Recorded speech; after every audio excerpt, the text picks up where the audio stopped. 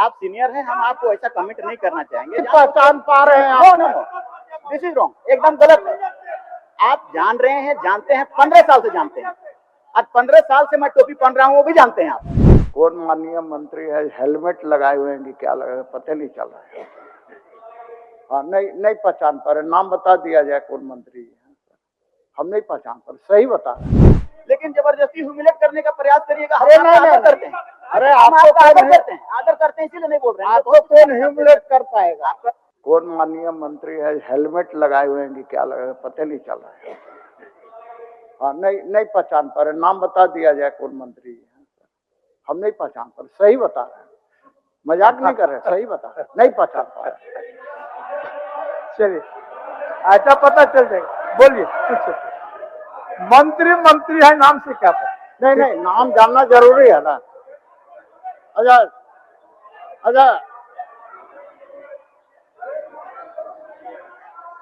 Sir, आप senior हैं, हम भी आप सीनियर हैं, हम आपको ऐसा कमेंट नहीं करना चाहेंगे। पहचान पा रहे हैं no no no, this is wrong, एकदम गलत है।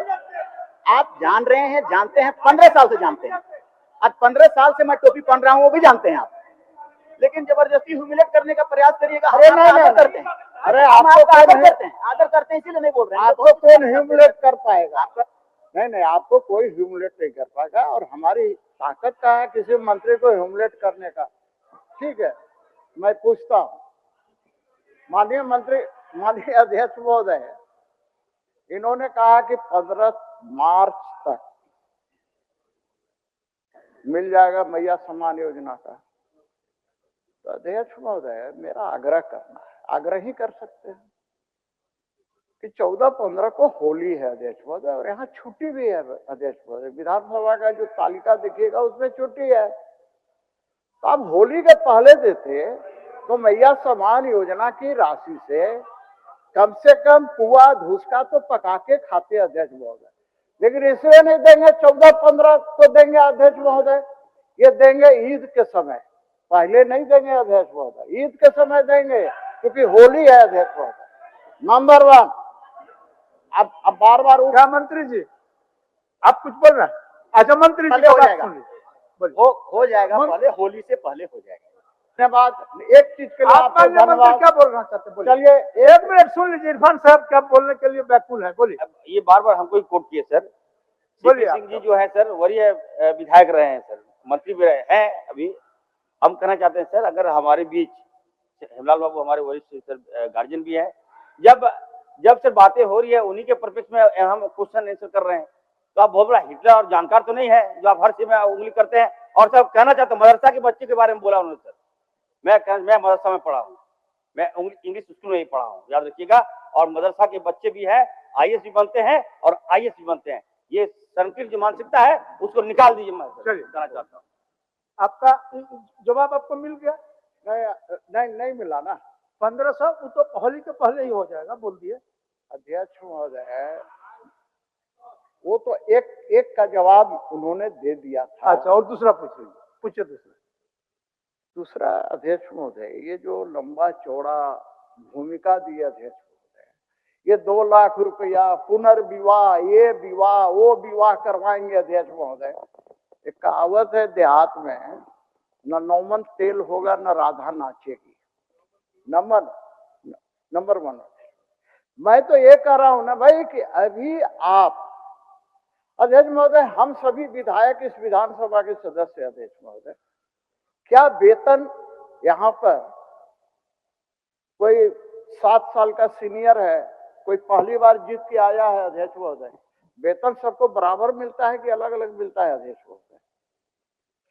उसी प्रकार से 18 साल से 50 साल की आयु की कोई भी महिला हो, चाहे वो विधवा हो, चाहे विकलांग हो, चाहे सामान्य हो, उसको 2500 रुपये मैया सम्मान योजना की राशि मिलनी चाहिए। मैं ये मांग करता हूँ अध्यक्ष। हो गया, इसमें क्या दिक्कत है?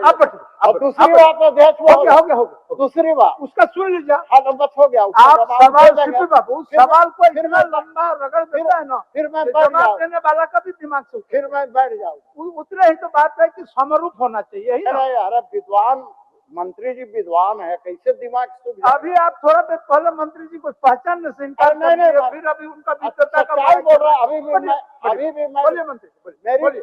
अभी मेरी विद्वता का बड़ाई कर रहे हैं, पहले पहचानने से इनकार कर दिए, बड़ा मुश्किल है। चलिए चलिए, उनका समरूप कहने का मतलब है, माननीय मंत्री जी, जी सर, उनका कहना है कि 2500 रुपया मैया सम्मान योजना में जिस तरह मिलता है विकलांगों को या विधवा को 1000 एक छोटी बात हम कह रहे हैं उसी में बोल, एक छोटी बात। बोल दीजिए उसी में। मान लिया कि विधवा पेंशन के लिए हम कहते हैं कि 5000 होना हो। अब इसमें स्टेट का भागीदारी और केंद्र का भागीदारी, केंद्र का भागीदारी बहुत छोटा है।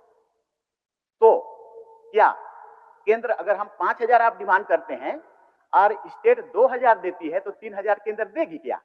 अगर आप पूछ लीजिए, अगर ओके करेगा तो हम लोग भी दे देंगे, केंद्र से मांगिए 3000, चलिए दोनों का हिस्सा होता है। अध्यक्ष महोदय, अभी मैंने सही बात बता रहे थे, मैं कसम खा के बोल रहा हूँ, मैं यहाँ से नहीं पहचान पा रहा। अच्छा ठीक है, चलिए। मैं नहीं पहचान पा रहा। नहीं नहीं, वही सब उम्र का तकाजा होता है, हमको भी पहचानने में दिक्कत कभी कभी हो जाए। अध्यक्ष महोदय, भाई अध्यक्ष महोदय, आप लोग 7 बार के हैं, 7 बार हैं, स्वाभाविक सी बात है। अध्यक्ष महोदय, एक चीज मैं बोल रहा हूँ, आप बहुत कुछ बोल गए ऊपर बैठ के अध्यक्ष महोदय, लेकिन उसका कुछ मुझे चिंता नहीं रहता अध्यक्ष महोदय। आप हमको ज्यादा प्यार करते हैं, इसीलिए ना हम कभी कभी बोल देते हैं। कहा गया है ना अध्यक्ष महोदय, आप ज्यादा हमको करते हैं, इसलिए हम कभी कभी माने उदंडता कभी कभी आपको नहीं, आप उदंडता नहीं किए, लेकिन मैं भी एक चीज कहना चाह रहा हूँ कि जिसका वजूद होता है ना वो बिना पद के भी मजबूत होता है। चलिए सही। मैं लास्ट में एक बार, माननीय मंत्री जी ने कहा, एक मिनट माननीय मंत्री जी एक मिनट धैर्य रखिए, बस अंतिम मैं लास्ट है मेरा अध्यक्ष महोदय, मेरा लास्ट है माननीय मंत्री चमरा लिंडा जी से, कि आपने अभी कहा कि केंद्र देगी क्या? मैया समान योजना तय करने के पहले केंद्र से पूछे थे क्या? इसका जवाब चाहिए अध्यक्ष महोदय। मैया समान योजना लागू करने के पहले क्या केंद्र से आपने पूछा था क्या? केंद्र तारंकित, चलिए मोहम्मद ताजुद्दीन पूछिए, बैठिए। ताजुद्दीन, उत्तर प्राप्त है।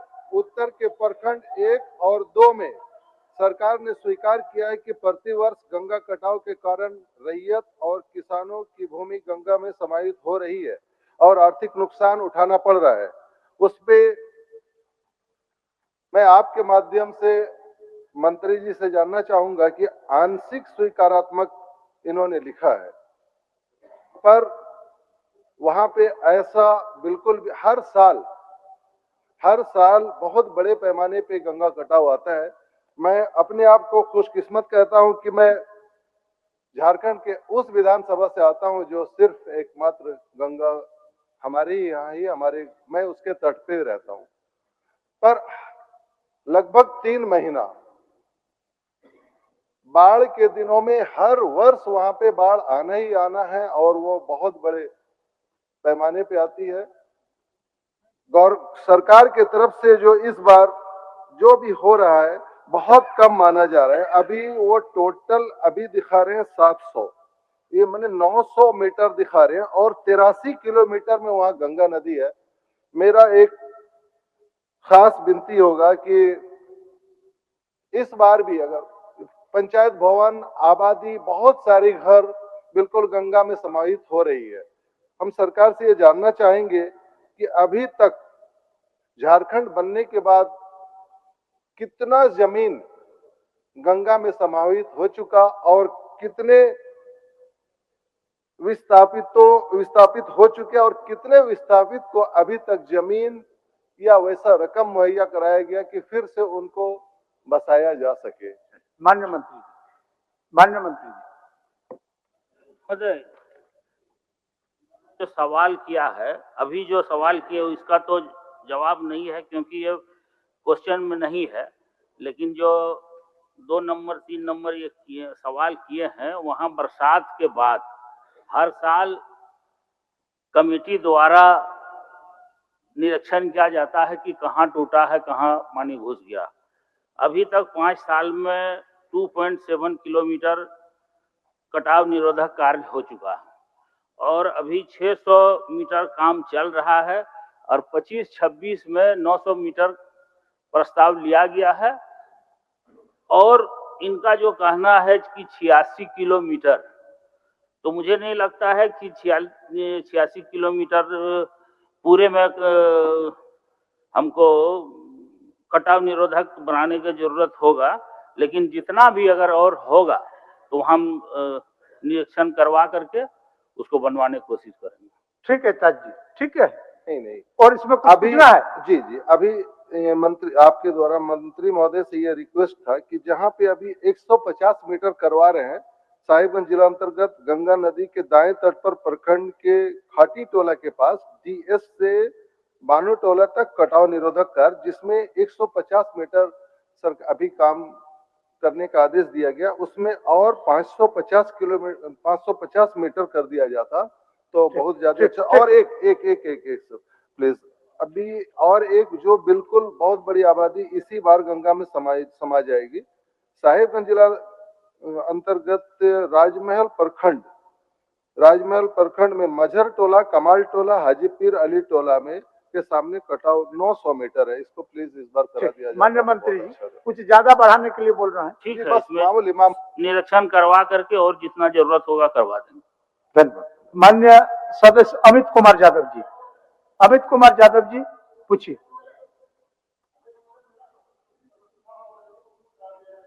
माइक में बोलिए, माइक में।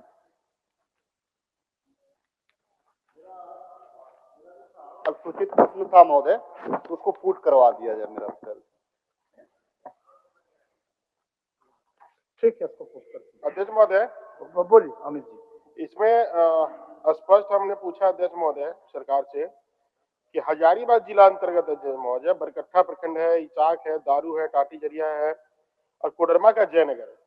तो अध्यक्ष महोदय इसमें कोल्ड स्टोरेज की हम बात कर रहे हैं, सरकार हमको जवाब दे रही है अध्यक्ष महोदय कि हजारीबाग जिला में है। तो हजारीबाग और इचाक बरकट्ठा कहाँ से कहाँ है अध्यक्ष महोदय? हमारा सीधा कहना है कि हमारे विधानसभा क्षेत्र अंतर्गत बरकट्ठा, इचाक, दारू, टाटी जरिया या कोडरमा का जयनगर प्रखंड में आप कब तक वहां पे कोल्ड स्टोरेज का निर्माण कराएंगे? माननीय मंत्री। अध्यक्ष महोदय, हमारे सरकार के द्वारा 21-22 और 22-23 में मॉडल शीतगृह निर्माण योजना चलाया जा रहा है अध्यक्ष महोदय, और लगभग 20 जिलों में हम लोगों को शीतगृह का निर्माण करना है, जिससे मुझे बताने में भी खुशी हो रही है कि हजारीबाग जिला में अध्यक्ष महोदय हम लोगों ने बिल्डिंग कंप्लीशन करने के बाद वहां पे एजेंसी को भी हैंडओवर कर दिया गया है और हजारीबाग जिला में अभी 5000 एमटी का जो कोल्ड स्टोरेज है वो फंक्शनल भी है। माननीय विधायक जी का जो चिंता है कि हमारे विधानसभा में या विभिन्न प्रखंड में, अध्यक्ष महोदय अभी प्रखंड स्तर पे कोल्ड स्टोरेज निर्माण का ऐसा कोई योजना नहीं है, क्योंकि कैपिटल एक्सपेंडिचर जो होता है स्टेज वाइज करने का हमारा प्रयास है अध्यक्ष महोदय। पहले जिला, फिर हम लोग प्रखंड में जाएंगे, मगर किंतु प्रखंड स्तर में भी आपके यहाँ पे 30 एमटी क्षमता का शीतगृह और 5 एमटी का शीतगृह अभी है वहां पे, मगर 5000 एमटी का शीतगृह केवल जिला स्तर पे ये योजना चलाया जा रहा है। अध्यक्ष महोदय, हमारे यहाँ बरकट्ठा का दूरी हजारीबाग से 60 किलोमीटर अध्यक्ष महोदय, और जो चलकुसा का दूरी है 100 किलोमीटर अध्यक्ष महोदय।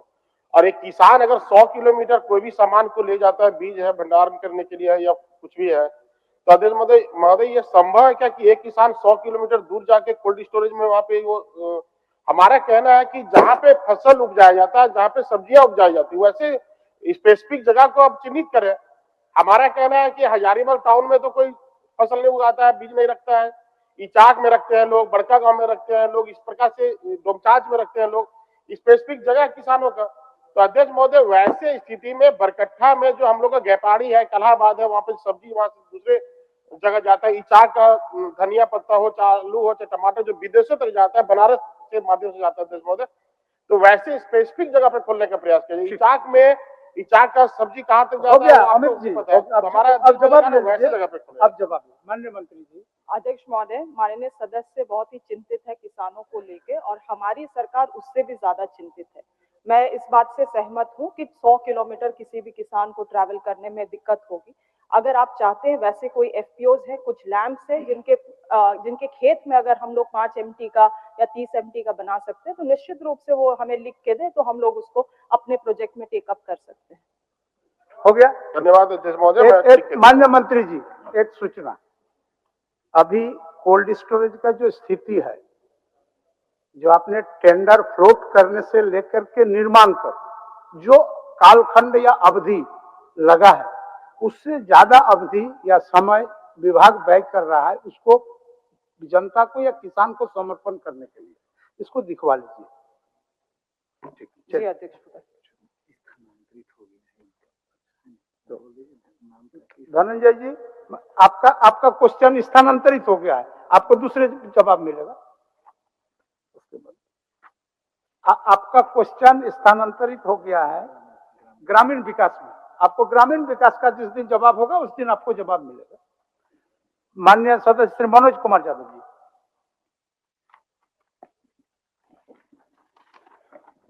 जी अध्यक्ष महोदय, मैं माननीय मंत्री जी के प्रश्न से आंशिक रूप से सहमत हूं कि उन्होंने जवाब दिया है कि वर्तमान में तिलिया मेगालिफ्ट सिंचाई परियोजना प्रस्तावित है एवं परामर्शी द्वारा फाइनल पीपीआर अग्रतर कार्रवाई हेतु समर्पित की गई है। कंडिकाय के उल्लिखित ग्रामों में उर्वा ग्राम के कुछ कमांड एरिया को तिलैया मेगालिफ्ट सिंचाई परियोजना फेज 1 के माध्यम से सिंचाई व्यवस्था प्रदान किए जाने का प्रस्ताव है, लेकिन उन्होंने कहा कि शेष ग्राम NH31 रेलवे लाइन की बाईं तरफ अवस्थित है। तो माननीय मंत्री से मेरा प्रश्न यह है कि जो शेष ग्राम खांडी, कोटवाडी, जामोखाड़ी जो है वह तिलैया डैम से 500 मीटर के करीब है, बहुत ही नजदीक है। तो अगर आप मेगालिफ्ट सिंचाई परियोजना से उसको कवर नहीं कर सकते हैं तो आप और दूसरे योजना से उसको लेकर के सिंचाई कराने की व्यवस्था करना चाहते हैं कि नहीं? माननीय मंत्री जी, बट जवाब सुन लीजिए। अध्यक्ष महोदय, अभी जो तिलैया